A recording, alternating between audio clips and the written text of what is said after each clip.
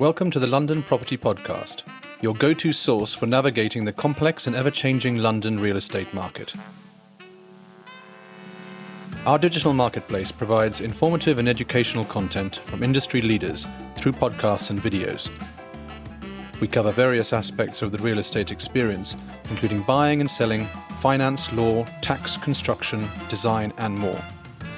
Join us as we delve into the latest trends and developments in the market and gain valuable insights from our panel of experts.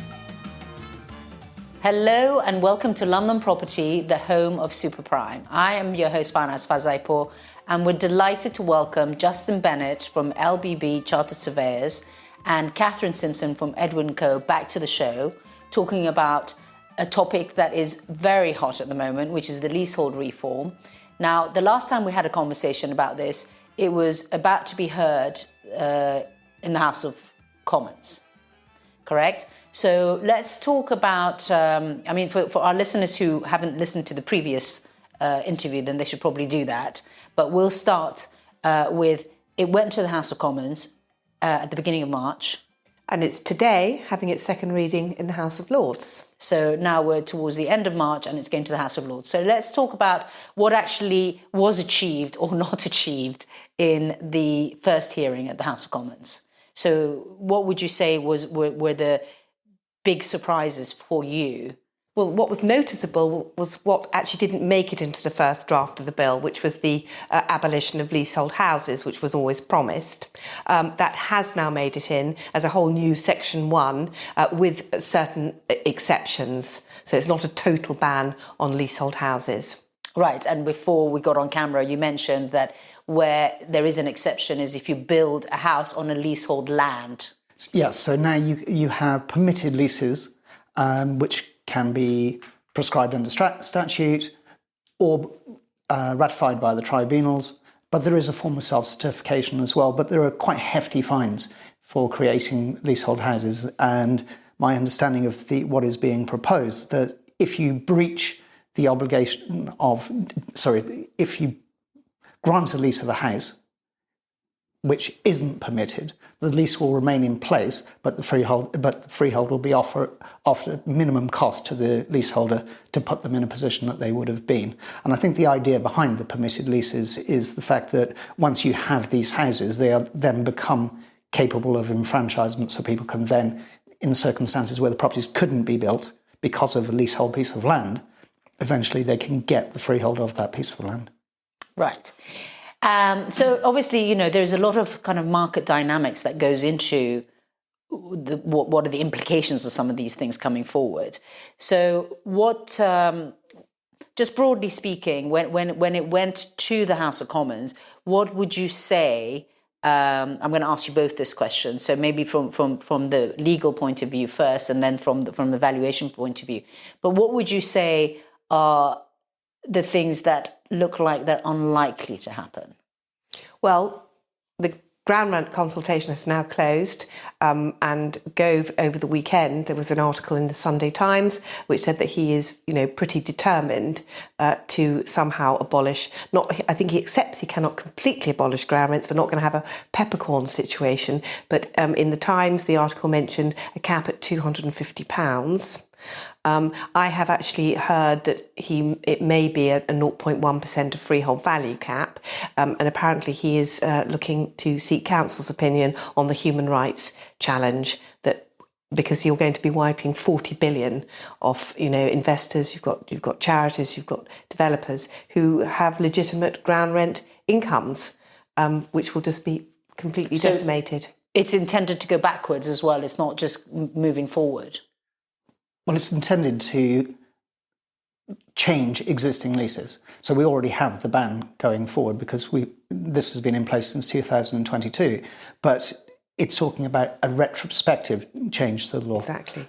It's silent on whether ground rents will immediately be capped at 0.1% or at £250, or whether it is, as drafted in the bill at the moment, for the purpose of valuation, you either value the existing ground rent if it's in excess of, or you value at 0.1% on the review, which is the cap on the rent for the purpose of the valuation.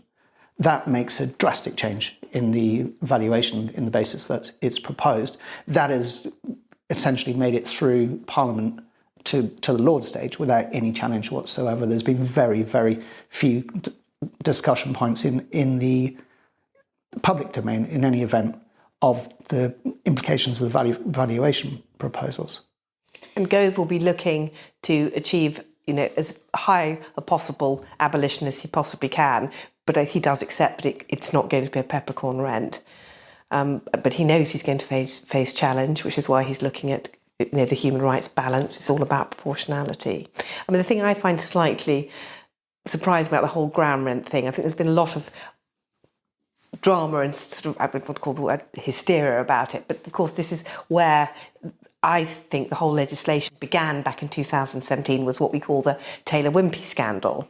Of people having, being sold leasehold houses. They didn't know they had leasehold houses, some of them, they claim, with, very onerous doubling ground rents. And also provisions in the leases which meant landlords could charge them ridiculous amounts of money for basically hanging up a picture. And I think there is a little bit of a danger with conflating the sort of service charge issues with ground rents, because when I typically, I'll get a call from somebody who wants to extend their lease, and we'll do a quick online calculation of how much it's going to cost, and I'll say to them, "Oh, how much is your ground rent?" And they don't even know. So that tells me that it's not a big issue. They'll say, "Oh, something like £200," which I think we accept isn't an owner's ground rent. But I think there's a slight danger to see that most people aren't troubled by the ground rent. So to decimate it and then destroy charities, other investors who have legitimate ground rent portfolios, seems to be madness and totally disproportionate.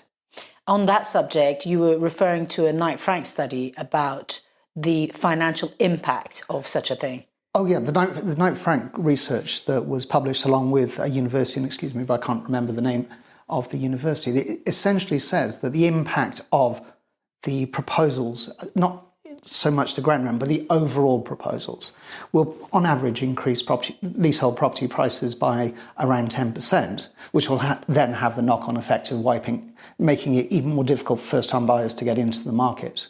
But the ground rent issue itself is one where, there are easy ways to curtail this.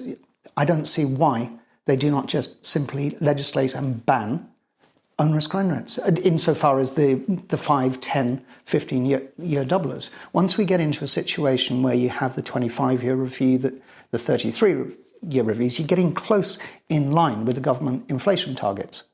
And these are levels that are only being reviewed every 25 or 33 years. So that in-between periods, there is no growth in the ground rent capital. And it could be managed in that way. So the minimum ground rent term is 25 years or 33 even. And then you're not destroying the whole industry behind it and all these funds that are reliant on the income. And, it could be individuals who have bought their freeholds in large blocks, where they've bought these freeholds because of the onerous ground rents to get themselves and the participants out of the situation, who are then locked in, where they're hit with picking up the tab for every other one of their neighbours who chose not to participate in the first place without compensation. It is insane, some of the proposals. And so the bill itself is not just focusing on leasehold and ground rent, and it's got some other, on a high level basis. What are some of the other things that it's addressing? You were mentioning service charges. Building Safety Act, service charges, even the conveyancing process, with service charges to make the system more transparent, easier for tenants to get together to challenge service charges without being concerned about landlords' costs. And it also addresses landlords' costs in the enfranchisement arena, and quite controversially is proposing to remove the obligation for tenants to pay landlords' costs in any enfranchisement claim, except in certain circumstances, which I think is another area which seems to me open for challenge, because there's no other compulsory purchase situation where a landlord has to pay bear their own costs. And what will happen is that landlords will avoid using solicitors and valuers, and the whole thing will just be chaos. God, we don't need any more dysregulation in this industry. It's like we're already trying to deal with all the consequences of having a whole bunch of agents with no licenses. But so tell me something else. So now it's gone through the Commons, and now what happens in the House of Lords? So essentially the same process is going to happen in the House of Lords. So 27th March, the second reading in the House of Lords. They will then discuss the bill itself before it goes to their own committee stage, which will then go through line by line the legislation in the same way as the House of Commons did. And then it will go back to the third reading, they will vote on their proposed amendments, which will then be sent back to the House of Commons. It is probable, I would hope, that there will be a more robust discussion around the valuation issues, which were nigh on not discussed in the House of Commons. And perhaps the 50%, now that the Act is proposing to change 25% non-residential buildings to 25% non-residential buildings being capable of enfranchisement, that will get discussed, because otherwise we're going to see drastic changes to the profile of the high streets. So just to explain that a little bit more to our listeners, currently, if you've got a building that's got more than 25% of its entire footprint as commercial, it falls outside of the Act and you can't get the freehold. Yeah, I mean, just to clarify the point on the non-residential is the Act actually says non-residential, although in effect it's commercial. Yeah. Yeah. Okay. And you exclude common parts in the calculation, and they're raising that 25% to 50%. You exclude the common parts, but also you say that it's commercial, but then on the Grosvenor estate, they've got these funny leases that are 21 years, so they're considered special circumstances, so they fall outside the freehold as well. That's a different point. That's about making your lease not qualifying by making sure it's not a long lease. So a long lease is a lease in excess of 21 years. Right, but then if you've got more than 25% of those type of properties, then that building falls outside being a freehold, so it protects Eaton Square mainly. Well, no, because it still remains residential. Yes, that would be. It's a non-qualifying lease, but it remains residential, so it would fall into the residential category. But when it comes to calculating the number of people joining in to go for the freehold, there would be a non-qualifying lease. It's a non-qualifying lease. That's what they call it. Okay. Yeah.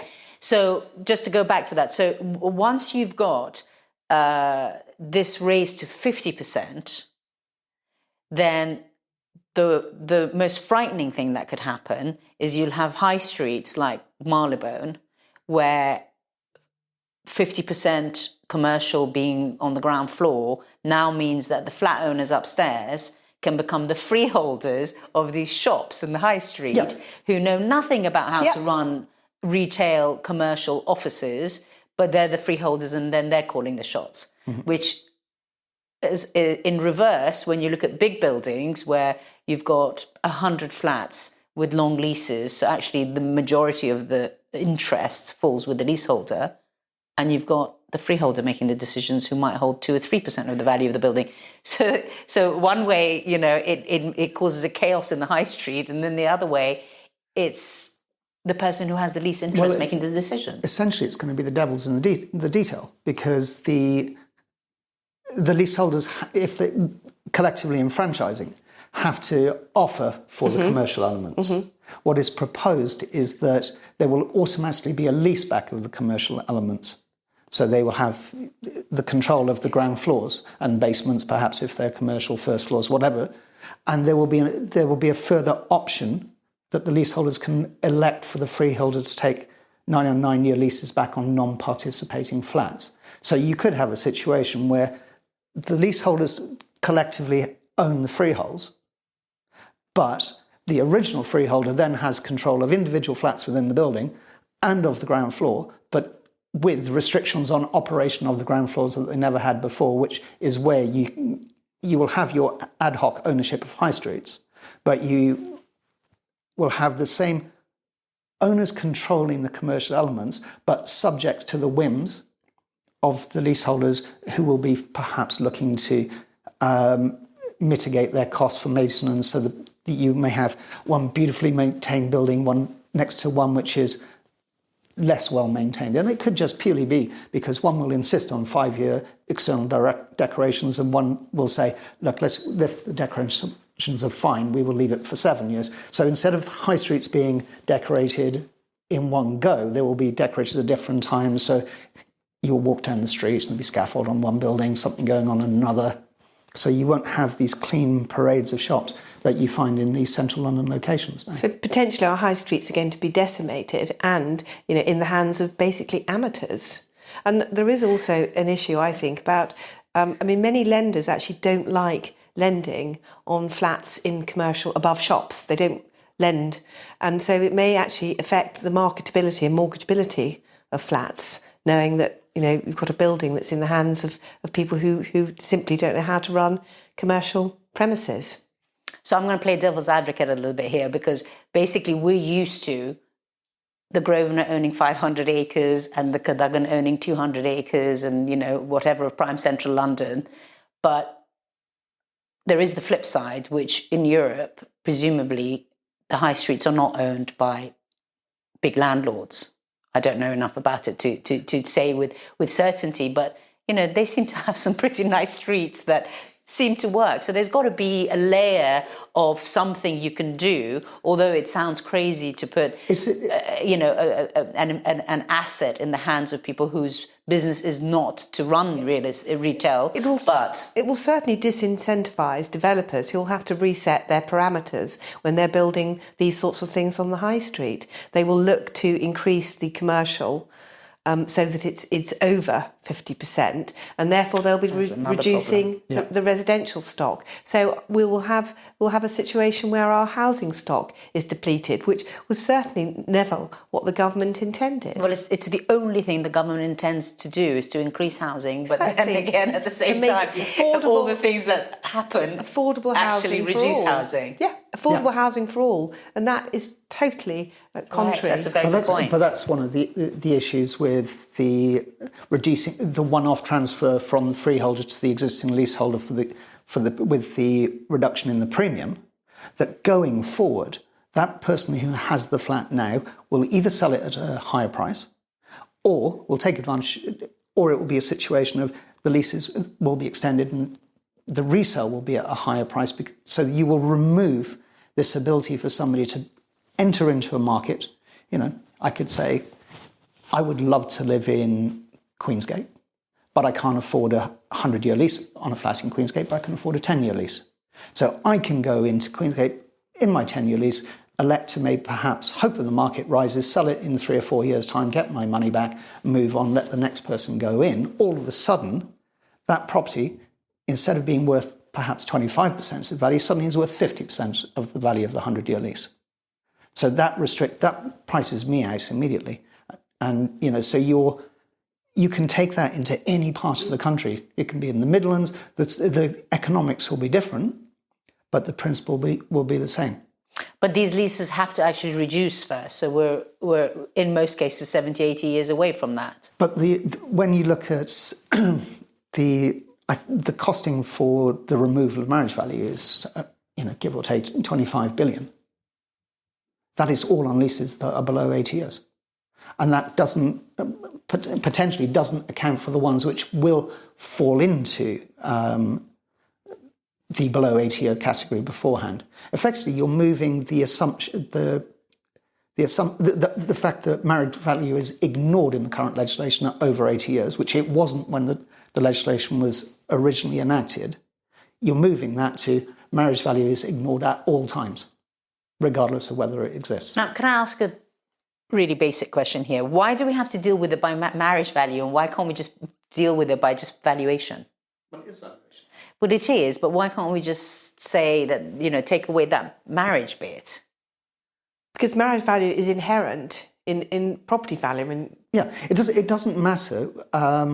The amount in the real world, marriage value is something that exists. An investor will buy a building in the hope of obtaining possession of it in a certain period of time. Will take rent income on that building for that period of time. It can be a shop on a high street, it can be an office building, But essentially, if he's buying something that is already on a long lease, he is buying something for the income and for the reversion in the future.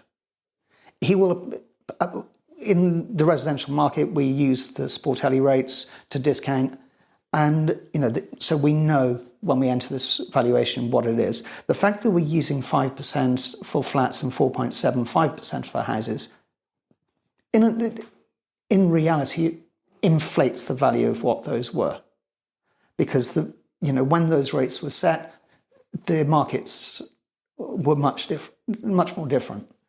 But in any event, the landlord has an interest, and that's reflected in what becomes the marriage value. Marriage value is simply comparing what both people have afterwards with what both people have before. And the valuation of both interests is different. When you total either side of the equation, what the difference is the marriage value. Except that it's not, because you're paying half of it. Well, you're keeping half and they're getting half. It's shared. I think one very basic way of looking at marriage value is, and people often use this analogy, is you've got two vases, one in the freeholder's hand, one in the leaseholder's hand. So they both have a value of their own, but they're more valuable when they're put together. Got it. So it's about the coalescence of those two interests. So when you enfranchise as a leaseholder and you get your freehold or your long lease, you're coalescing the value, and then you share it between you. I mean, in reality, it's no different to a ransom strip of plot of land. You have a plot here where you want to build your house, but there's a pathway here which you can't get to your piece of land. So that land has an increase in value, which is how much more are both plots worth because of merging them together. You merge those two interests together, you have a marriage value, and you agree to split the difference. Now, so we're going to go to the House of Lords. It's going to go to a committee afterwards, go back to the House of Commons. So as experts, and we should say this at the beginning or at the end, but just a little bit about how much you've been involved in this whole process before we answer the next question. You've been following it quite closely. You've actually made some comments towards the proposed papers. Yeah, but I put evidence into the House of Commons on what I thought was the implication of this bill and what could have been done far more simply. Yeah. And going back to marriage value, it was remove the statutory assumption that you're the only lease in the market that can't extend your lease. So my question is, having been so hands-on and involved in this process, both of you as professionals, from a legal perspective and a valuation perspective, what do you fear is going to be the result of this whole process? For me, it's that there is no change to the proposed valuation basis. You think that might end up happening? Well, it went through the whole House of Commons with probably 4 questions raised in public domain on the valuation. That's what I found actually quite alarming watching the Select Committee, which is, valuers were invited to give evidence and were really asked very little. And there was an awful lot of airtime given to, yes, those who'd suffered at the hands of developers and leasehold houses, huge amount of airtime, but really no detail. The concentration was on service charge. The conversation was certainly on service charges, which is an area that needs reform. But the enfranchisement, the easier and cheaper bit, will be achieved through the standard valuation method. Yeah, there are ways of simplifying it to make it cheaper without the controversy. And it's only this weekend past where it's been brought into the public domain by the nationwide press. So it sounds like the bits that are very press-worthy are the bits that they're being focused upon, but, the really technical stuff that really needs to be addressed is the parts that no one's really giving attention to. Yes, and it's now, because it's come out in the press, that suddenly the government's taking interest in it and the MPs are taking more interest in it. And perhaps when it goes back, having been through the Lords and through the Lords Committee, it will go back with amendments to the basis of valuation that may lead to the government having a rethink, or it could just merely be that they put through all the non-controversial parts like an immediate qualification. There's no need for the two-year wait other than to make it more expensive. So that can easily be removed. the 990, they can keep that. They can keep the notion that the property is sold in terms of the valuation itself based on a 990-year lease, which is the most the freeholder would ever get for it in the first place, because the freeholder, immediately that they sell the lease, lose the additional 1% that they have. So thank you very much for joining us again, and we will be certain to have you back after the legislation's gone through the House of Lords and back to the Commons. So hopefully we will be able to take some more of your time up then. Thank you for coming. Thank you. Thank you. And to our listeners, if you have got any questions to do with the legal side or the valuation side of the Leasehold Reform Act, then do please get in touch. As you can see, we speak to leading experts about the subject, and we'll be delighted to hear from you to give you a guiding hand. Thanks for tuning in to our latest episode of the London Property Podcast. Head over to our website where you can browse our exclusive network of top experts driving the market. As a member, you'll have direct access to our experts and their networks. Our award-winning content will help you choose the right professionals for your needs and make informed decisions about your investments. Personal recommendations are a powerful tool in connecting with trusted professionals. Let us introduce you to the right people to help you achieve your real estate goals. Contact us now to learn more about becoming a member and gaining access to these valuable resources, or joining our directory of experts.